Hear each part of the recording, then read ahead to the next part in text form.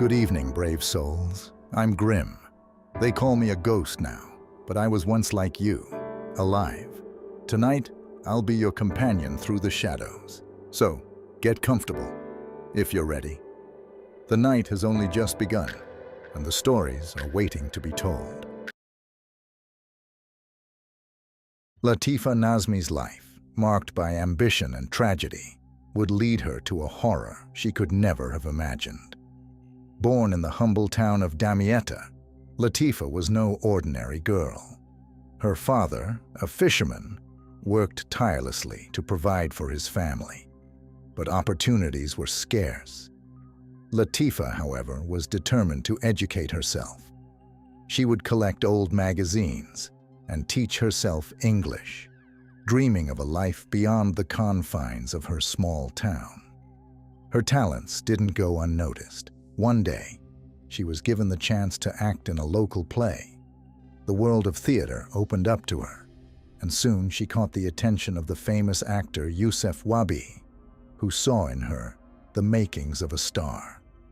She flourished, and with her newfound success, she moved to Cairo, her dream city. Despite her rise to fame, Latifa remained loyal to her family. She shared her wealth with her parents and her uncle's children, never forgetting where she came from. Her life was a fairy tale, or so it seemed. One fateful evening, she met a charming doctor who lived in the same building. He was mysterious, always rushing off to late-night emergencies. But Latifa was smitten. They quickly married. At first, the doctor's long absences seemed to have reasonable explanations. But over time, his disappearances grew longer, more frequent. Worried and desperate, Latifa began searching for answers. One night, she ventured into his forbidden room and found strange papers covered in symbols, along with a list of women's names.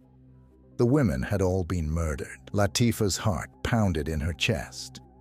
Something far darker than she had imagined was going on. Terrified, she consulted a wise sheikh. His words chilled her to the bone. Her husband was not human. He dealt with powerful jinn and feared two things: nighttime and the Quran. He warned her to leave before it was too late.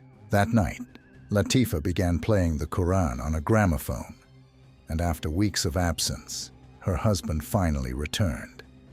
He was furious. "Stop it!"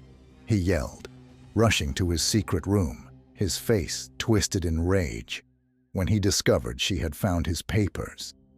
Suddenly, he lunged at her, his hands around her throat.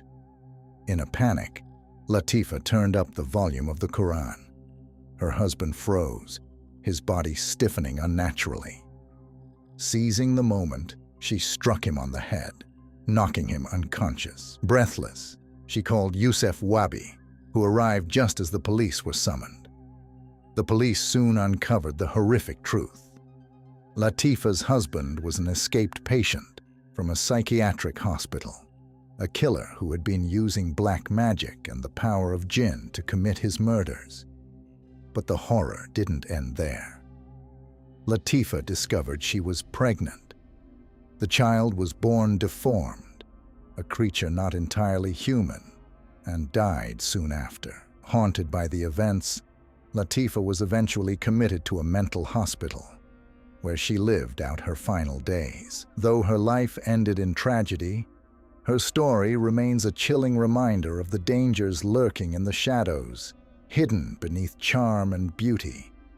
Latifa's tale, full of ambition, betrayal, and supernatural horror, would live on in whispers, forever tied to the dark magic and jinn that consumed her life. And as the darkness fades, remember, the real chills linger long after the story's end.